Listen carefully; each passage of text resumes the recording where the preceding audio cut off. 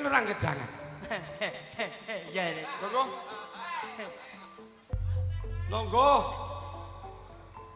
Iki mbok. Ya iki nak. Iki mang aku digepuki kene, di kene.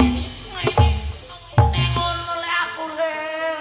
Walesen mbok, walesen mbok, walesen. Ya ngono pekelan. Kok kaya ngene kok kenal aku lho. Getno mbok. Iya, aku kergetene lara gitu. Iya getar. Wong aku ra nyapa-nyapa kene-kene ini. Ya iki sing ngajar. Karo apa kowe? Katen jagoni saja. Gak jagoni kok arek wingi sore kate mari karo wong tuwek. Ngalah. Sapiro dayamu, sapiro kekuatanmu, wawamu ya wis menclek kaya ngono lurang gedangan. Lho. Aja didelok mencret kene. Sing penting daya kene. Coba ya kita kelakon lho. Lurang gedangan. Apa?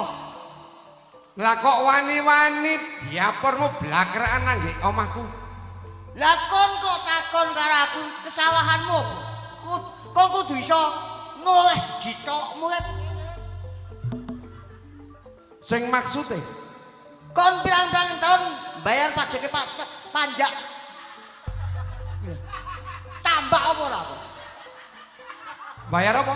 Pajake tambah. Tambah apa? Ya tambah sing dingoni panjak itu. Tambah oso iki duwe petinggi dhewe. Nggih. Lurah Noto iku. Lah wis diganti Lurah Noto diganti Lurah Nasir. Lurah Nasir sing joget ngene Mang. Iya. Gak level. Lah kok Lurah Gedangan katik dumuk-dumuk nang nggih rakyat tambah oso. Kurang penggawean ta dapurmu iku. Aku rene iki gak sakarepku dhewe. Aku rene diperintah karo Ndoro Permen. Oh, sapa? Permen. Permen Londo.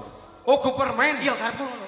Oh, berarti kamu gandeng ceneng karo bangsa Londo, nyambut gawe bebarengan karo bangsa Londo, ngatok nang bangsa Londo berarti awakmu. Ya jelas dong.